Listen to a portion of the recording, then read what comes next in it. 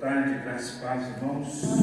Deus possa abençoar a sua vida, a sua família e também aos irmãos que estão em casa. Que Deus continue abençoando, que sua mão esteja sobre cada família. Nós estamos meditando o livro do Êxodo e a ideia é essa mesmo. Não termos pressa, porque nós, nas nossas leituras diárias, nós lemos e muitas vezes não temos o tempo suficiente para meditar naquele texto. Às vezes a pessoa lê quando acorda, antes de trabalhar, o outro lê no horário do almoço, o outro lê à noite, quando vai descansar, e aí a gente não tem aquele tempo hábil, para poder observar melhor alguns detalhes. Uma outra coisa é que às vezes a gente lê só, dificilmente a gente consegue ler com um grupo de pessoas. Então, aqui na escola dominical, e a proposta da matéria é essa, Bibliologia 2, lermos o texto, pararmos e fazermos algumas reflexões, interpretações e aplicações para as nossas vidas. E nós estamos no livro do Êxodo, capítulo 21, nós vamos dar sequência a partir do verso 21 também, mas a ideia de todo esse assunto aqui, principalmente do Êxodo, é mostrar que primeiro Deus procurou comunhão com o seu povo. Deus, através do seu poder, da sua glória, da sua autoridade, tirou o povo de Israel depois de 430 anos aproximadamente de escravidão, uma vida muito árdua, muito dura.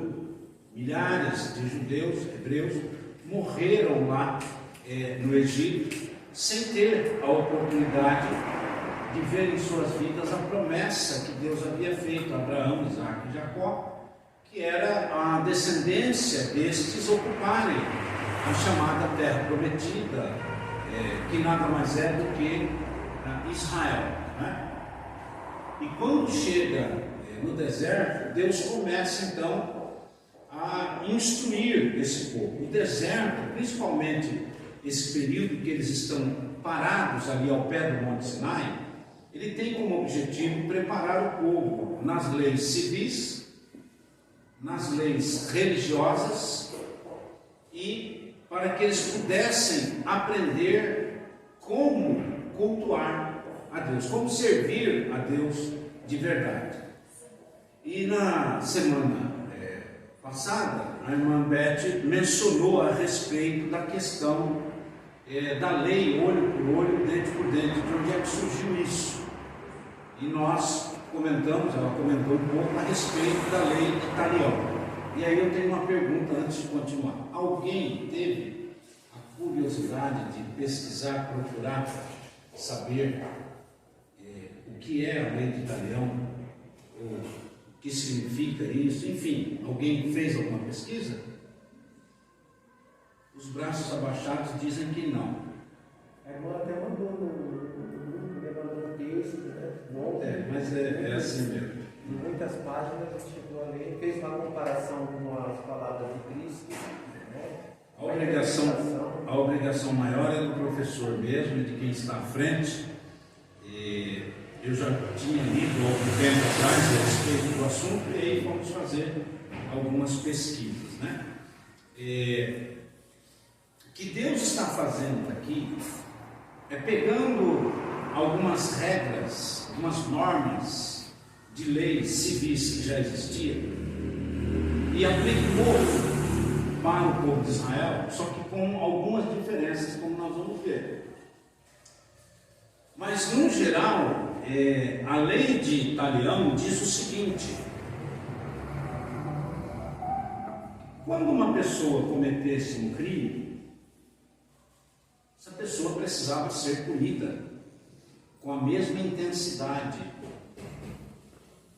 do crime, do erro que ela cometeu.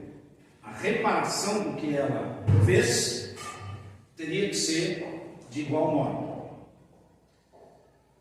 E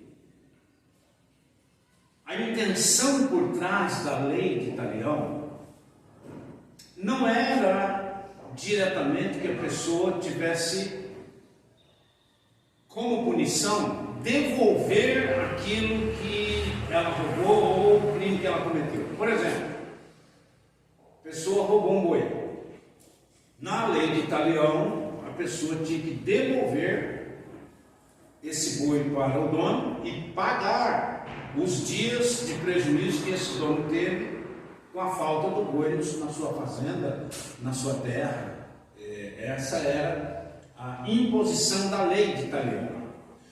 Mas observe, vou repetir, não era essa a intenção maior da lei de Talião, fazer com que a pessoa pagasse pelo erro que cometeu. E aí eu pergunto, se não era se não é esse o objetivo, se não era essa a proposta, de fazer com que o indivíduo pagasse por aquilo que ele cometeu, qual era então o sentido da lei?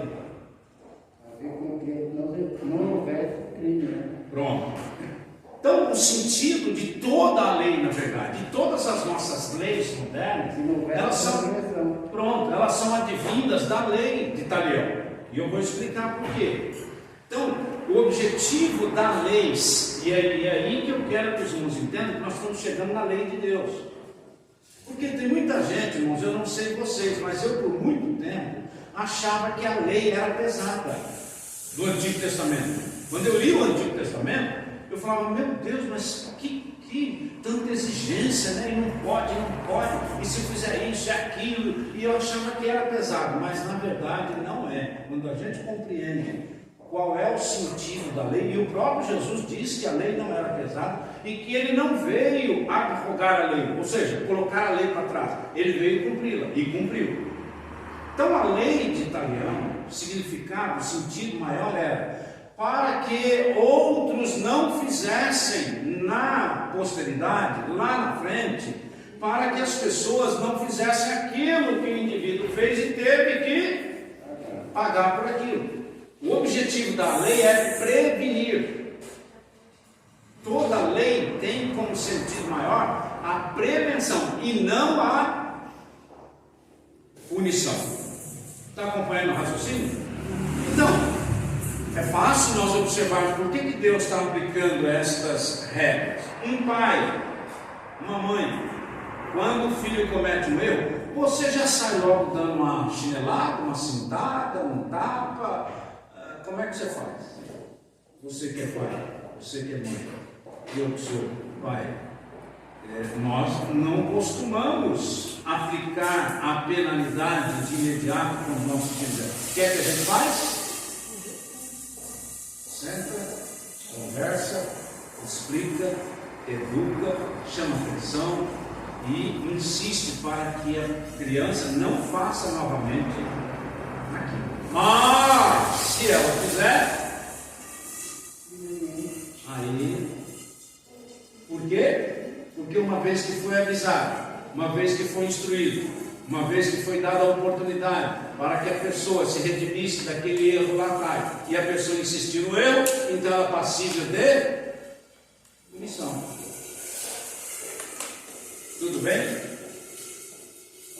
E acredito também nesse texto que ele estava examinando, uma análise, né, das palavras de Jesus.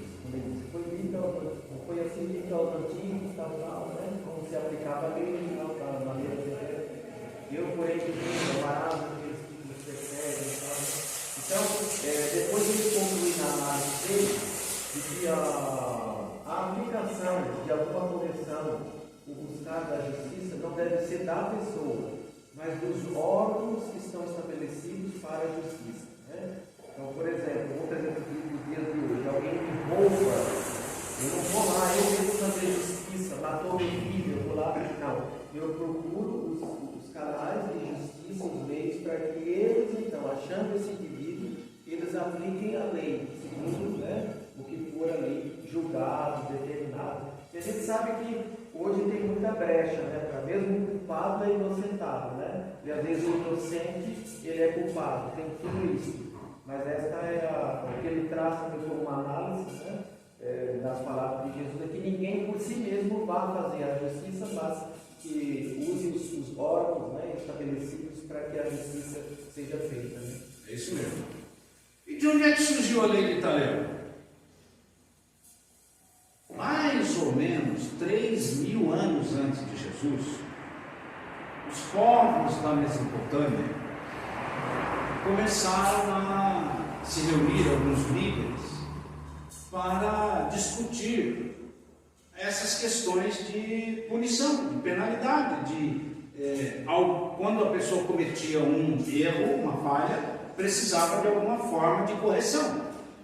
Então, desde 3.000 antes de Jesus, até chegar com um homem chamado Hammurabi, que foi rei da Babilônia, já passo para os irmãos, até tem guardado, preservado no Museu do Louvre, os 228 preceitos, ou 228 códigos, ou 228 leis que Hammurabi estabeleceu por volta do ano 1700 antes de Jesus. Foi rei na Babilônia, e o que aconteceu?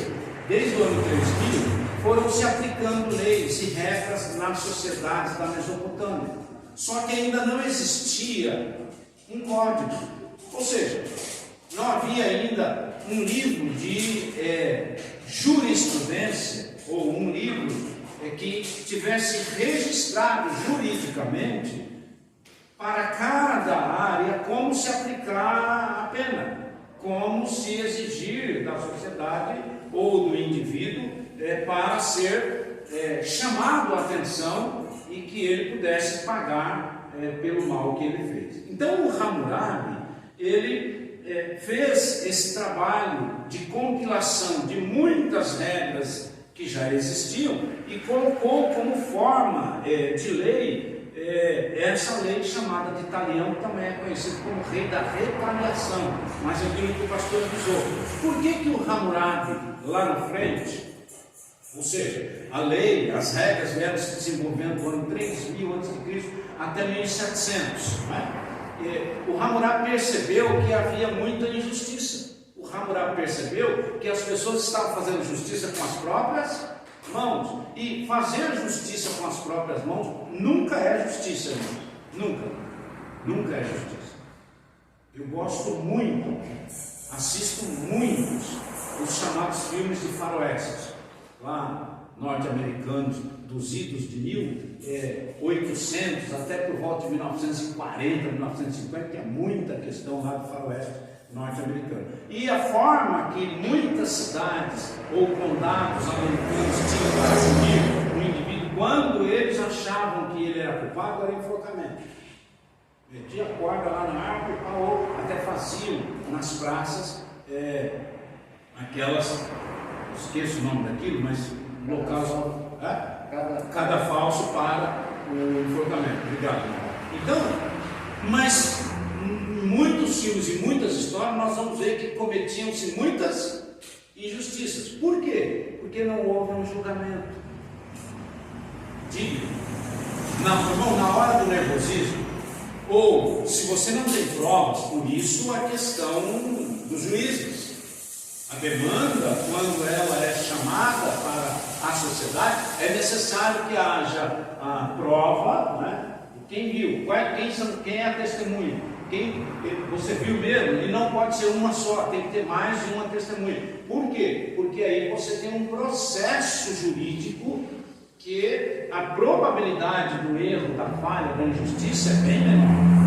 Então, o que Deus está mostrando aqui ao povo de Israel é justamente isso, para que não se cometessem injustiças entre eles próprios hebreus e que também não se cometesse injustiça com outras pessoas que viessem agregar-se ao seu povo. Então o Hammurabi, ele teve o cuidado de criar 282 leis que diziam respeito à família, à propriedade, a crimes chamados então dolosos ou culposo, à escravidão. Foi o Hammurabi que estruturou todas essas questões para que não mais ficasse um querendo cobrar do outro diretamente, não é? A chamada penalidade já capital. Não, ele tem que morrer. O juízo ou a vingança, não é, imediata por conta própria. Não pode.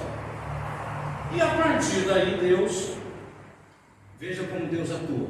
ele pegou o que já existia e aprimorou. E colocou a regra que ele mesmo, para o seu povo, entendia que era melhor do que a que os povos praticavam. Mas enquanto eu falo, eu vou passar aqui para a irmã Beth. E eu queria dizer aos irmãos que Talião nunca foi uma pessoa. Não existe esse indivíduo chamado Talião. E muita gente pensa que existe. O Talião é o criador, que leva a lei do seu próprio nome. Negativo. A palavra Talião significa tal qual, da mesma maneira que, assim como. Então, a lei de Talião, que ninguém sabe quem iniciou estas regras de penalidade nas sociedades da Mesopotâmia antiga, ela espalhou-se por todo o Oriente e, repito, quem estruturou tudo isso em um livro de código penal, em um livro jurídico, foi o rei da Babilônia antiga chamado Hammurabi. Inclusive tem no Museu do Louvre da França a pedra original, onde ele gravou essas 282 leis para não só a Babilônia, mas para os povos vizinhos. Tudo bem até aí? Jamais analisado, aprimorado, né? Nunca foi necessário aprimorar nada da lei jurídica de Talião. Pelo contrário, irmãos, olha como são as coisas. A maioria dos países, hoje o mundo tem cerca de, cada vez vai surgindo mais, né? Mas até o ano passado nós tínhamos 232 países cadastrados na ONU. 232. Destes, 218 todos seguem dentro desta linha jurídica de Hammurabi ou de Talião. Nós, por exemplo, no Brasil, a nossa área jurídica, vocês podem perguntar para o advogado, a nossa área jurídica ela é muito voltada a Roma, a Itália, a lei italiana, a lei romana. Por quê? Porque muitas questões jurídicas foram resolvidas pelo Senado italiano, pela Câmara dos Deputados italiana, pelos juízes italianos lá do passado, e as nações, principalmente de língua portuguesa ou hispânica, adotaram o sistema jurídico do Império Romano, ou depois dos italianos. Então, o nosso Código Penal brasileiro, a maioria das leis, elas são oriundas desta época lá do Império Romano. E, por sua vez, a do Império Romano veio justamente da Grécia Antiga, que, por sua vez, veio da Mesopotâmia, portanto, a maioria dos países ainda seguem até hoje a lei de Talião, porque ela engloba todas as áreas. E é aquilo que eu falei no início para eles agora na Bíblia. Então, quando o indivíduo roubava um cavalo de alguém, na antiga Mesopotâmia, ou nas nações do Oriente, não tinha conversa. Ficou provado? Tem testemunha? Foi ele que roubou? Ele tinha que devolver não só o cavalo que ele roubou, tá? Esse é o detalhe. Ele tinha que devolver o cavalo que roubou e mais um. Para pagar os dias que ficou no Brasil, né? Pastor, essa lei pairou lá na Itália, vindo lá da pastor da Ásia, parou da Itália, pegou a Europa toda, veio Portugal, de Portugal veio para o Brasil. Sim. Acompanhou. As leis, elas têm a tendência de acompanhar, né, o desenvolvimento dos povos, né, das nações. É claro que cada nação faz as suas adaptações, mas no escopo geral, todas essas leis vêm da época de Hammurabi, porque percebeu-se que de fato é necessário leis para proteger a família, é necessário leis para proteger a propriedade particular do indivíduo, é necessário leis para que se regule essa questão hoje no Brasil ou em outros países. Parece que não existe escravidão, né, irmão? Mas tem, viu? Tem escravidão em várias áreas. Tem marido que escraviza a mulher, tem patrão que escraviza o empregado, e tem gente que trabalha ainda em regime escravagista no Brasil. Recentemente, Polícia Rodoviária Federal descobriu num sítio próximo aqui de São Paulo, famílias trabalhando acorrentadas. Então, a lei é justamente para evitar esse tipo de ocorrência, senão nós ainda estaríamos naquela época em que é o chamado olho por olho, dente por dente. Então, para terminar essa história, o que era a lei do olho por olho, dente por dente? Era matar mesmo. O indivíduo cometeu alguma coisa errada, o outro ia lá e matava. Então, a lei de Italião, ela começou a regular isso e dizer, não, em vez de matar, em vez de você causar, então vamos lá, o indivíduo furou o olho do outro, aí você vai furar o olho dele também? Não, ele vai pagar pelo que ele fez com você, indenizando você. Nós vamos mexer no bolso dele, porque quando mexe no bolso, o negócio complica. Um outro detalhe, se nós, e tem gente que gosta, viu? Não, o negócio é olho por olho, tem por dentro, porque comigo fez, levou, bateu, tomou. É a chamada olho por olho, dentro por dentro. Deixa eu lhe dizer uma coisa, Jesus nos ensinou, fazendo aqui agora a minha aplicação, a minha adaptação, que se nós fôssemos usar a lei de olho por olho, dente por dente, era todo mundo certo, todo mundo banguelo, tá? Ou seja, não há quem não erre, não há quem não peque, não há quem não tenha falhas. E se for querer levar, não dá certo. Então, as leis existem justamente para regular. E aí nós vamos para a Bíblia. Aí que está o detalhe. Deus que é sábio, Deus que é onisciente, Deus que conhece a mente e o coração humano, vai mostrar que Israel precisava escolher juízes que não fossem fraudulentos. Olha aí, nós vamos ver aqui. Deus vai dizer, o juiz não pode, quem tem o cargo de autoridade jurídica, não pode pender nem para um lado e nem para o outro. Daí o símbolo da justiça, né? Ela é cega, tem uma venda nos olhos e uma balança na mão. Isto é, ela não está vendo a pessoa, ela precisa julgar a justiça, o juiz precisa julgar a causa, independente de quem seja contra quem. Mas não é isso que a gente vê. Em muitos casos, a justiça é cega, mas o juiz é tendencioso. E é isso que Deus está alertando para o Israel. E um juiz jamais poderia agir dessa maneira. Tudo bem até aí? Então essa é a história da questão da lei de Italião, que não era uma pessoa, né? Na verdade era um código. E o Hammurabi é o indivíduo que vai colocar tudo isso em um nível para facilitar na hora da aplicação da lei. E Deus então chama Moisés, chama o povo de Israel, e nós vamos ver esta chamada aplicação da lei de Italião em todo o Pentateuco. Nós vamos ver, principalmente nos 4 últimos livros, que é o Números, Levítico, Deutero, né? Para que eles, o Êxodo, Levítico, Números e Deutero, para que o povo de Israel pudesse entender que ninguém jamais ficaria impune quando cometesse um erro, um pecado contra o seu irmão ou contra a propriedade do seu irmão.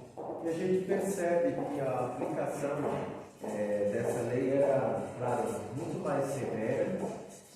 Os tempos eram medidos, né? E com o passar do tempo, impera mais o amor, para que a pessoa seja perdoada até absoluta, no caso daquela mulher que teve em adultério, né? Que até eles falaram, olha, segundo a lei ela precisa ser punida, ser apedrejada, né? Mas estava lá o próprio autor de todas as normas, né? Estava lá, poderia absolver. E a gente percebe nos estudos da aplicação da lei que é muito mais severa. Os tempos ainda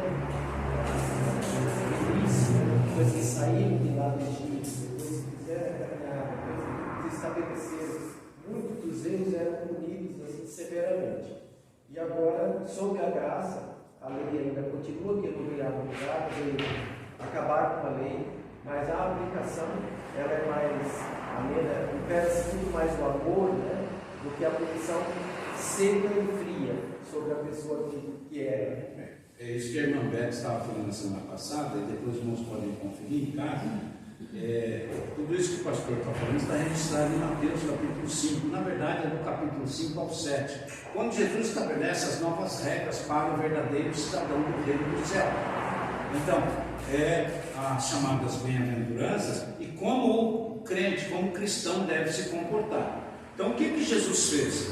Ele mudou não a lei, mas a forma de se interpretar a lei, porque até Jesus as pessoas queriam seguir a lei como nós estamos discutindo aqui, ao pé da letra, à risca, e ninguém consegue cumprir a lei ao pé da risca. Irmãos, não existe, tá? Não há essa possibilidade. E nós não precisamos enrolar ninguém nem mentir. Eu vou abrir para os irmãos aqui um detalhe. Os irmãos acham que o irmão, um nosso empresário, não importa, eu conheço muitos, você acha que a empresa dele trabalha 100% debaixo da lei? Eu digo para você que não, porque senão ele vai falir. Não tem como. Não tem como agir assim. Não, pastor, mas que isso o senhor está falando que os irmãos estão envolvidos com coisa? Não, eu só estou dizendo que tem algumas coisas que ele compra na empresa que é melhor não pegar nota fiscal, que tem umas horas extras que ele combina com o empregado para não colocar no cartão de ponto ou no eletrônico lá. Por quê, irmão? Porque se você for fazer tudo, não, pastor, mas nós somos crentes, tem que ser. Tá bom, meu filho, então vai, que eu quero ver. Não dá certo, vai bater de frente com problemas e você não vai conseguir resolver o problema. Então o que é que nós temos que entender? Deus está nos incluindo que nós não devemos pecar, não devemos viver no pecado, não devemos fazer nada errado, mas tem coisas que não tem como você seguir a risca. Mas está certo você agir dessa maneira? Eu não vou dizer para a senhora que está errado, porque se nós formos tentar bater de frente com isso que eu estou falando, eu sei que é um pouco até estranho, mas eu explico, vamos lá. Tudo que a senhora compra, a senhora pega a nota fiscal para declarar o imposto de renda? Pronto.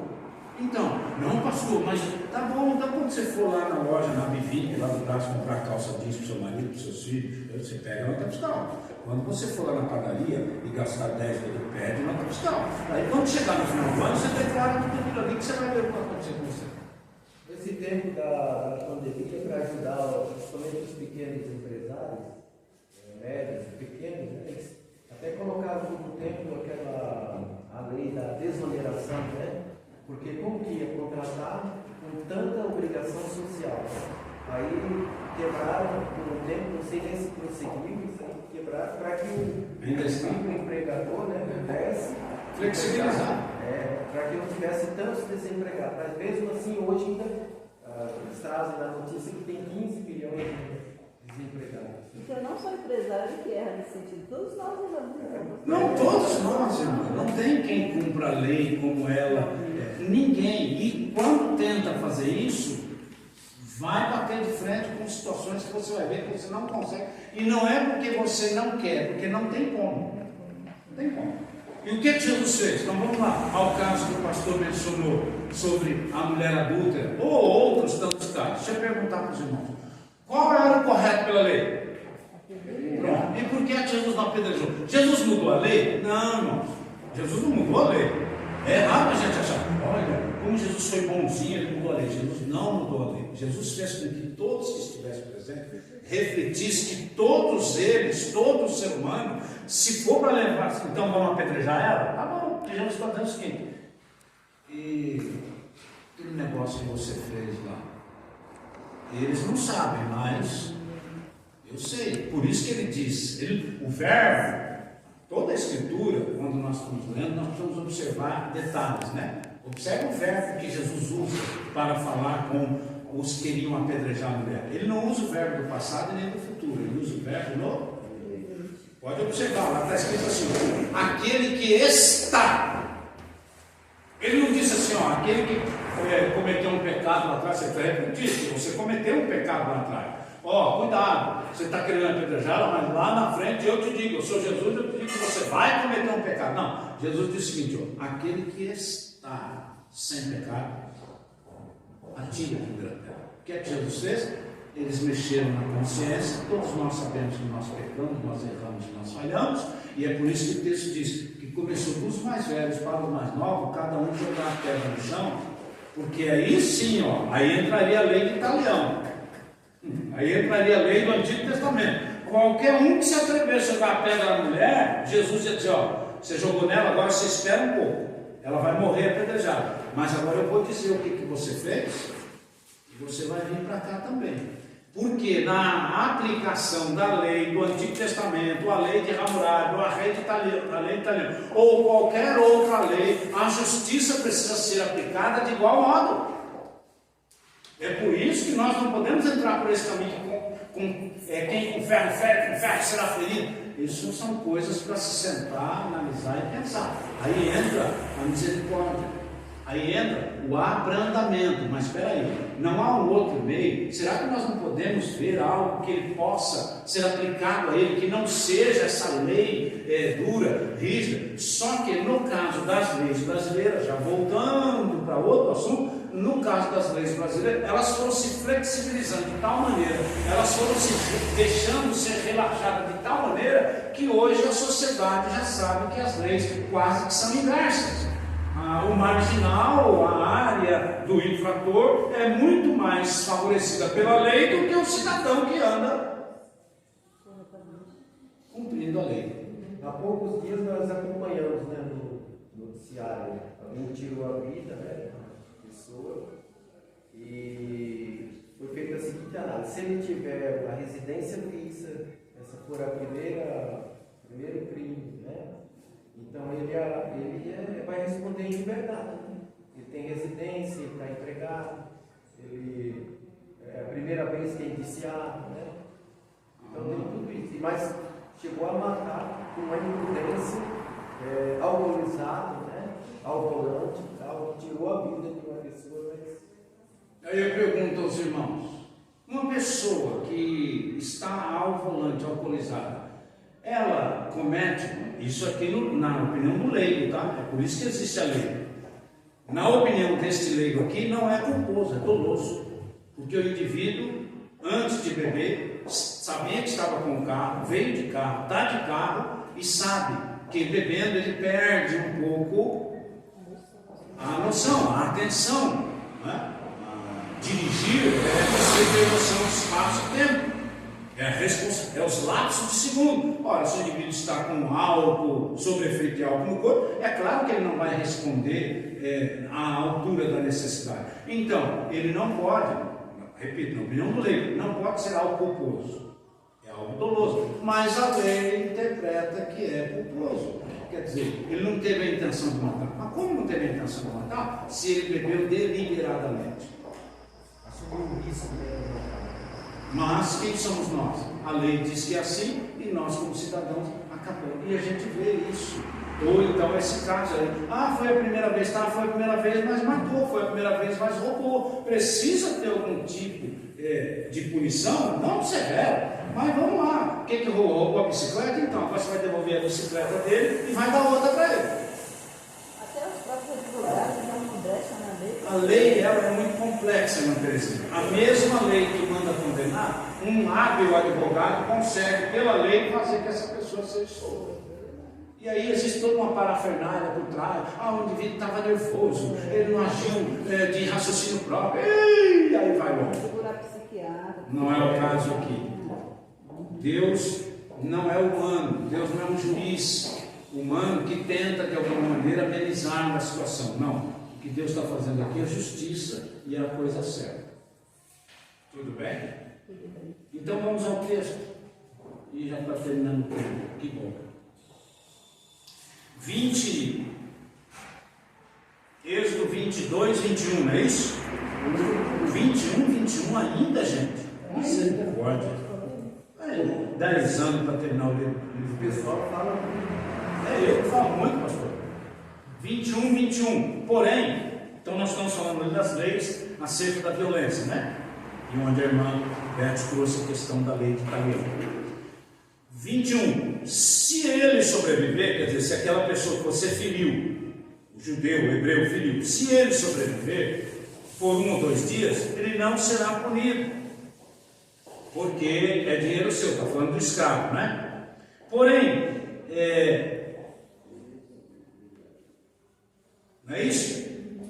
É sobre o escravo lá, não é? O 20 fala já do Pronto. escravo. Agora veja, que coisa, né? Veja como é a lei, Na época era permitido, o indivíduo estava devendo para o outro se tornou escravo dele, aí não quer trabalhar. Irmão, ser humano, cada ser humano tem um mundo na sua mente. Cada ser humano toma as decisões que ele acha as melhores, mas nem sempre são. A gente não sabe aqui, porque foram milhares de casos. Mas quem sabe o que está acontecendo aqui é o indivíduo estava devendo, o outro perdoou a dívida em troca de trabalho, mas ele não quer trabalhar. Vocês nunca viram? Eu já vi. Trabalhei em empresas que o indivíduo, na época, né? Hoje não tem mais a questão de cumprir os 30 dias do aviso prévio, mas antigamente tinha que cumprir. Saía 2 horas mais cedo, depois de receber o aviso prévio, o empregado tinha o direito de trabalhar 2 horas a menos. Ou trabalhava no período normal e reduzia lá no final alguns dias. Mas eu acompanhei muitas vezes dentro de empresa, o indivíduo que assinava o aviso prévio não trabalhava mais. Ficava rodando pela empresa, ficava sentado lá. Aí eu lhe pergunto, está certo isso? É justo? Não é. Aí às vezes uma empresa pequena, uma firma pequena, havia discussão entre patrão e empregado. O patrão acabava agredindo o empregado agredindo o patrão, aí vai para a justiça, vira aquela confusão toda. Então, a gente não sabe o que está acontecendo aqui, porque olhando assim, falando, nossa, mas que senhor cruel, né? Que patrão cruel, bateu no empregado aqui a ponto de ferir ele não conseguir trabalhar, mas nós não sabemos o contexto. Não sabemos? E pode ser que o patrão era um homem mau, não se tira. Mas nós temos que entender que não tem como nós julgarmos o que está acontecendo aqui. Aqui é a lei. Aqui é o que está na lei. Se bateu, se discutiu, se machucou, se feriu, tem a penalidade. Se for teu empregado, você não vai ser morto. Mas se ele ficar sem poder trabalhar, você vai ter que libertá-lo, indenizá-lo e vai por aí afora. Por isso hoje, os nossos fóruns, as questões judiciais são milhões de processos, porque hoje por qualquer coisa, até por coisas insignificantes, o indivíduo abre um processo contra você. Por exemplo, já passo, pastor, não sabiam que nós como pastores ou líderes, nós não podemos tratar as pessoas de qualquer maneira? Chega alguém aqui na igreja, vamos montar um caso aqui. Chega alguém aí, ele é da água LGBTQI+, pronto, o negócio está em moda, vamos lá. Aí eu resolvo conversar com essa pessoa e de certa maneira eu falo algumas palavras duras, posso agredi-lo verbalmente, sabe o que ele pode fazer? Sai daqui e fala, pastor lá da Igreja Batista lá no Navarro, Batista Multiplicar, ele me ofendeu, eu quero abrir um processo contra ele. E agora testemunho. Vai lá e pega pessoas que nem estavam na hora, nem sabem o que aconteceu, eu tenho que me virar diante da lei e pior, envolve a instituição. Então aí o cuidado. Por isso, irmãos, que a Bíblia, olha como Deus é correto. Sabe o que é que Deus fala quando há alguma demanda? Nunca trate com uma pessoa que há algum problema de demanda sozinho. Nunca. E hoje a gente tem ainda o auxílio do celularzinho, né? Você vai tratar com uma pessoa, está sozinho, não dá? Mete um gravador para você ver, grava.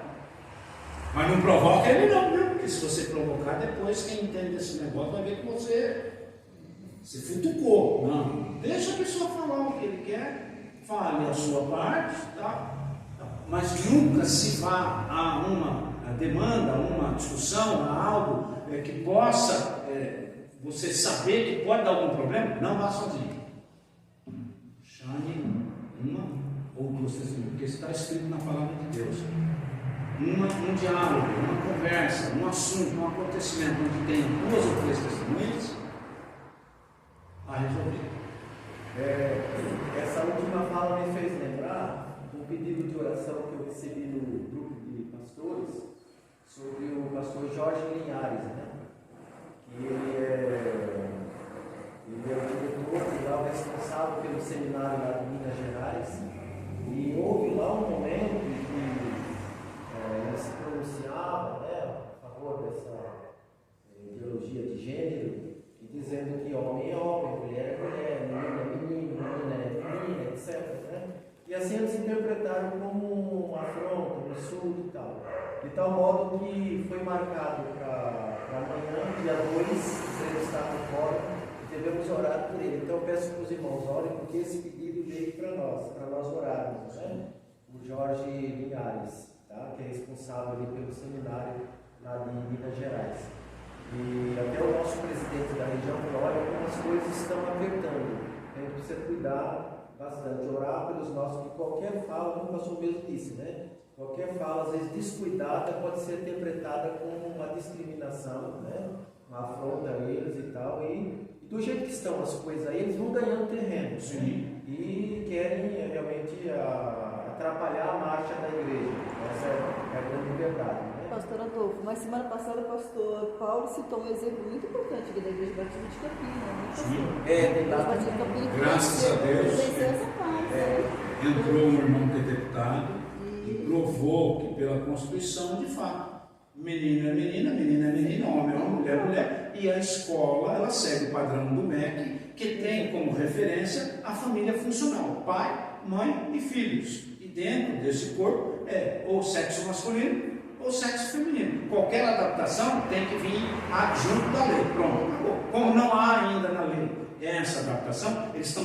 O grande problema, irmãos, é que esse grupo, e hoje eles estão amparados por partidos políticos, grandes empresários, grandes pessoas, pessoas que têm muita influência na sociedade, atrizes, atores, cantores, enfim, eles não sabem.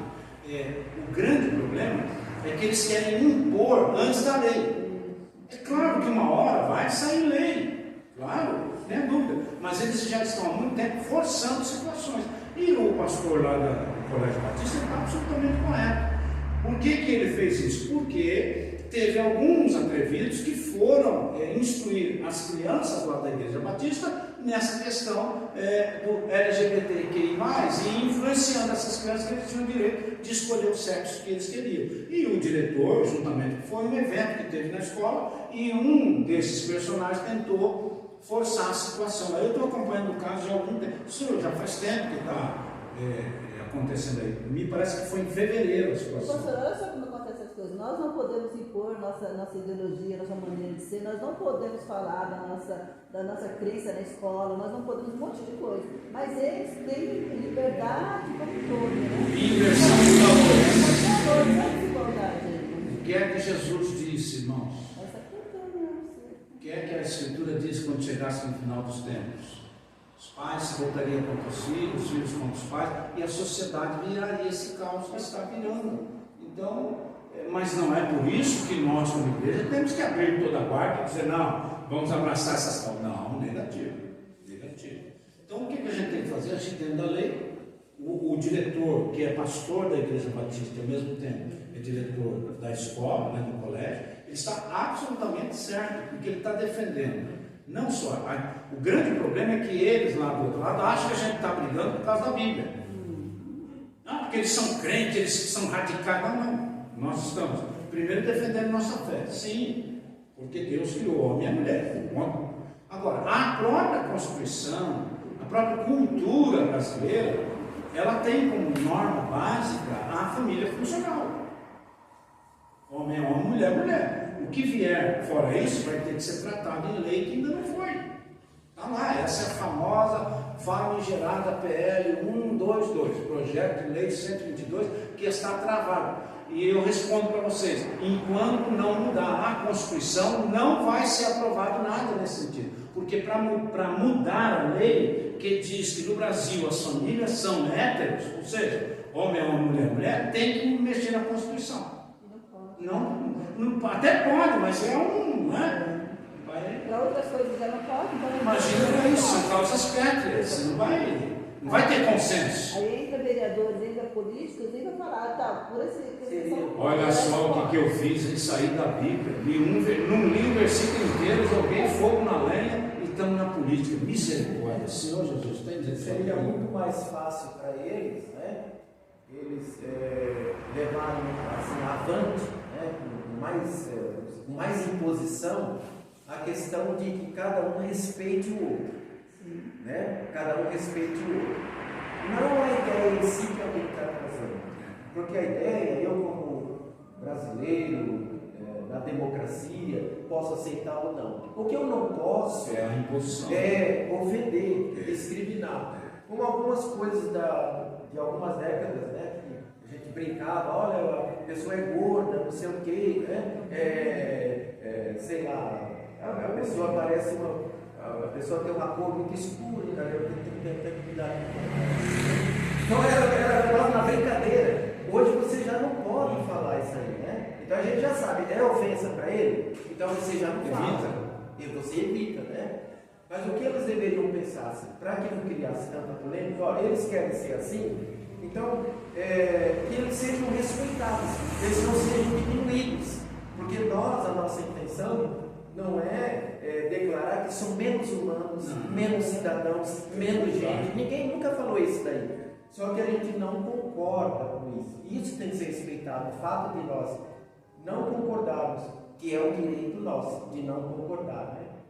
Mas eu queria também falar, assim, rapidamente, desse versículo que nós lemos. Eu não sei se tem outra versão. O verso 21, ele traz o 20 traz uma punição, e no 21 ele traz algo assim que eu não sei se é uma outra versão. Ele traz assim, ó: se alguém ferir com vara o seu escravo ou a sua escrava e o ferido morrer debaixo da sua mão, será punido. Entendido, né? Agora o 21. Porém, se ele sobreviver por 1 ou 2 dias, você pode morrer no terceiro dia. E como é que fica? Porque aí termina o versículo assim: não será punido, porque é dinheiro seu. Então, se ele ainda durar, talvez alguém camuflar lá, olha, não morreu, levou mais um dia e meio, então, para eu ser punido. Vamos trabalhar nesse sentido aí. Não sei se alguém tem uma versão diferente, mas quem lê assim, faz essa interpretação. Né? De qualquer maneira, às vezes em 1 ou 2 dias ele morreu. Morreu, né? E aí? É o chamado a prisão em flagrante, né? Devido cometer o crime, se for preso em flagrante, é um tipo de penalidade. Se ele conseguir fugir e depois aparece um advogado, ou nem com um advogado, aparece lá, fugiu do flagrante, vai responder em liberdade. O pastor, talvez eu colocaria nas nossas leis de trânsito, né? Se alguém atropelar uma pessoa e não matar imediato, se a pessoa ficar 2 treinos no hospital, ela não vai ser punida do mesmo jeito? E claro, o escravo também, a pessoa que ferir também vai ser. É complicado, irmãos. Leis é muito complicado. E a gente tem que entender que Deus está justamente regulando isso para não complicar ainda mais. Porque às vezes aqueles que conhecem a lei se beneficiam desse conhecimento e invertem as situações. E é por isso que hoje tem muitos casos. A pessoa, na verdade, o culpado sai como inocente e o inocente acaba sendo culpado. Então, tudo isso é complicado. Mas, para terminar, eu queria dizer para os irmãos que o que está acontecendo hoje na sociedade, no geral, graças a Deus, não em todas as culturas, mas na maioria das culturas, é a chamada polarização. O que está levando esse sentido de polarização? Ou o indivíduo está comigo ou não está. E se ele não está, ele é meu inimigo. E não é verdade. Então, a polarização desses grupos que nós estamos discutindo, o sentido ideológico deles é esse. Ou seja, os cristãos, nós como crentes, como servos de Deus, que não aceitamos esse tipo de imposição, para eles nos têm como inimigos. Nós não somos inimigos deles. E também tem muitos cristãos que, por radicalização dessa polarização, os colocam como inimigos. Não são almas, são vidas que precisam do Evangelho, que precisam da palavra de Deus, mas que muita gente acaba renegando isso, dizendo que você tem que ir para o inferno. Não é esse o caminho. Pastor Ida Valente, essas pessoas são muito carentes do amor. Precisam. Do nosso amor, nós temos que abraçar essas pessoas. De que maneira? Nós, como igreja, se nós afastarmos eles, vai ficar pior. Vai ficar pior, né? Eles têm que vir para se abraçar. Nós teríamos que orar e pedir a Deus graça, capacidade e inteligência para saber como lidar com essas causas, com essa situação. Mas a verdade é que não é assim. Aí entra a questão política e virou essa bagunça toda e só Deus sabe onde isso vai parar. E as igrejas não estão preparadas. Não estão. Para receber, para abraçar essa causa. Não estão. E se chegar como já temos, aí nessa situação, como reagir? Eu encerro dizendo aos irmãos que, particularmente, tá? Pessoalmente, eu continuo com as minhas convicções. Tá? Posso, como pessoa física, não jurídica. Você representa denominações. Como representante de denominações, eu não entro nessa demanda. Mas como pessoa física, se eu precisar entrar, eu entro. E se eu estiver aqui preso, eu vou. Mas eu não abro mão daquilo que eu entendo. Então a minha radicalização é pessoal. E se uma denominação que eu estiver absorver esse tipo de cultura, não, aqui agora a gente abriu e eles podem vir, podem continuar do mesmo jeito, eu me retiro, simples. Simples. Vou brigar com ninguém. Eu respeito quem quiser fazer isso, mas minha consciência não dá para isso, certo? Então, o que Deus está fazendo aqui, irmão, é regulando essas questões. E Ele foi instruindo o povo de Israel, e Jesus culmina isso lá em Mateus 5-7, mostrando o seguinte, que a lei de Italiano, ou a lei de Hammurabi, ou a lei do Antigo Testamento, chamada de lei mosaica, esta lei, ela só servia para punir crimes sérios.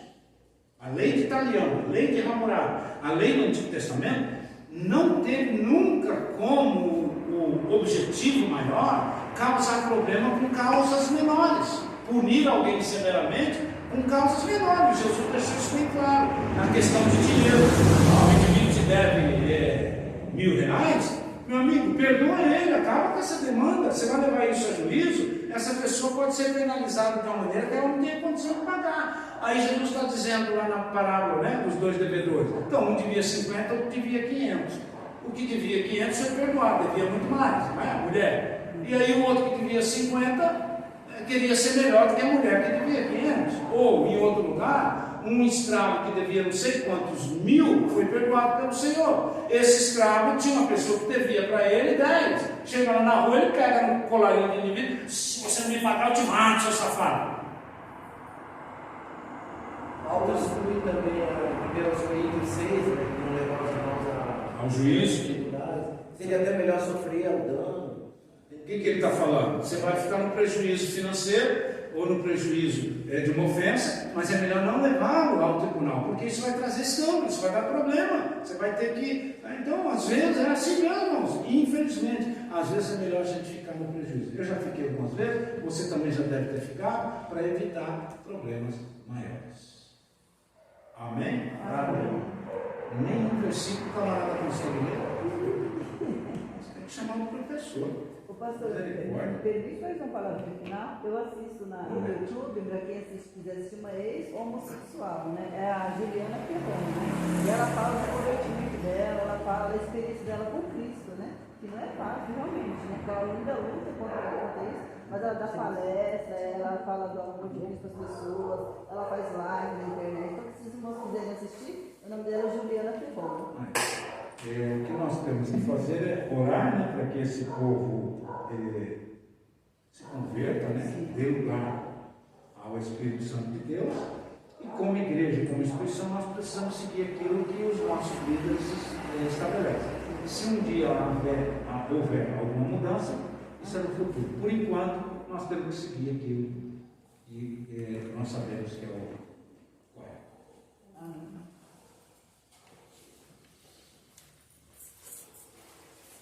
O assunto é bom, viu? Imagina se os irmãos tivessem lido, a gente poderia interagir muito mais, né, pastor? Porque é um assunto muito amplo, né, para discussão. Eu creio assim, no Antigo Testamento, eles viviam na época da lei, mas hoje a lei nos ensina a ter um padrão, uma conduta para nos organizarmos como uma sociedade, né? A lei, ela condena, mas ela não repara o dano. Principalmente em caso de morte, né? Não repara o dano. E aí eu deixei para as meninas, né? Para a Nicole, para falar o versículo sobre perdão. E quando a gente não perdoa, a gente se sente preso. Então o perdão é essencial, isso hoje no Novo Testamento, né? Com a vida de Cristo. Nicole? Mateus 6, 14.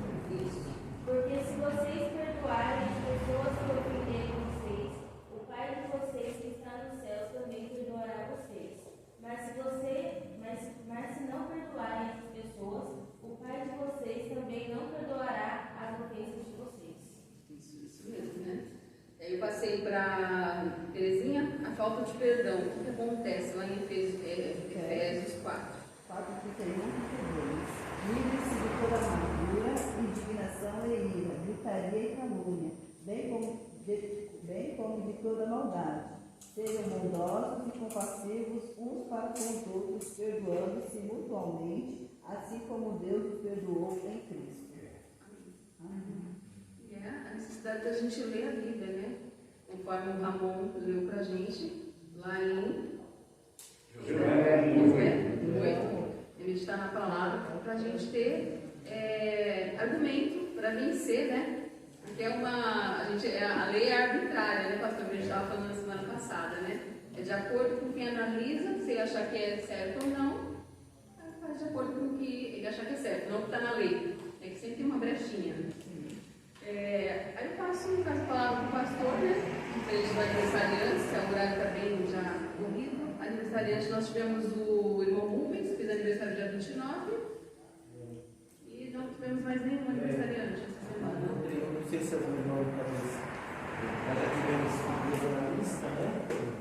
Na data, mas a gente tem só o Rubens mesmo. Isso, dia 29. Certo. E antes de orar, irmãos, eu queria falar agora nesse momento, assim, desse intervalo, para os irmãos verificarem a cadeira que eu trouxe, né, para os irmãos experimentarem, dar uma olhada e tal. Nós estamos em negociação com essa empresa. Na verdade, amanhã já vai ser concretizado o negócio, né? Mas para os irmãos olharem, acho que é importante isso. O senhor trouxe uma de brinco para cada um? Ele vai dar 3 milhões. Agora essa daí é só para. Essa daí está na cor preta. E na verdade ela será comprada na azul mescla, né? Que tem até um pedacinho de tecido lá para mostrar. Tá? É o preço mais em conta que encontramos. Estamos preparando para o aniversário da igreja, né? Então vamos orar. Santo e eterno Deus, nós somos gratos por esse dia que tem nos dado. Somos gratos a Deus porque estamos aqui na tua casa de oração. Aqui pudemos chegar porque o Senhor permitiu que aqui chegássemos. Nós agradecemos a Deus pelo ar que nós respiramos, pelo nosso alimento, a nossa vestimenta, a nossa habitação, a Deus, e muito mais pela salvação em Cristo. A tua misericórdia nos alcançou. Nada merecíamos, nada merecemos, nada vamos merecer, mas a tua misericórdia assim nos alcança, o teu grande amor. É um grande privilégio estarmos reunidos também estudando a tua palavra. É um grande privilégio que estendes a nós de termos sido criados para o teu louvor, para louvarmos a ti, para adorarmos a ti. Só tu és o Deus único e verdadeiro.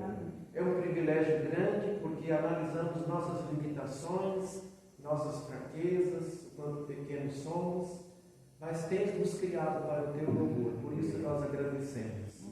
E nós agradecemos a Deus nesse momento por teres dado mais um ano de vida para o teu servo irmão Rubens. Nós agradecemos a Deus pela vinda dele aqui com toda a sua família, que muito nos alegra. Nós pedimos a Deus que a sua vida seja mais e mais abençoada, os seus dons, ó Deus, sejam usados para a tua honra e glória, assim como toda a sua família, Senhor. Obrigado, Senhor, por esse momento.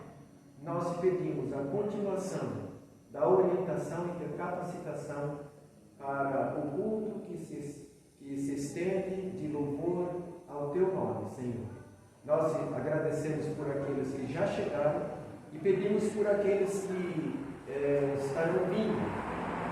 Ó Deus, cuida de cada um deles, traga em paz, traga, ó Deus, debaixo dos teus cuidados. E há aqueles, ó Deus, que não poderão estar conosco, como o caso do irmão Ferreirinha. Esteja com ele, ó Deus, tira as suas dores, mal-estar, ó Deus. Dá a ele, ó Deus, uma boa noite de descanso, abençoe toda a sua família. E assim, ó Deus, cada um daqueles que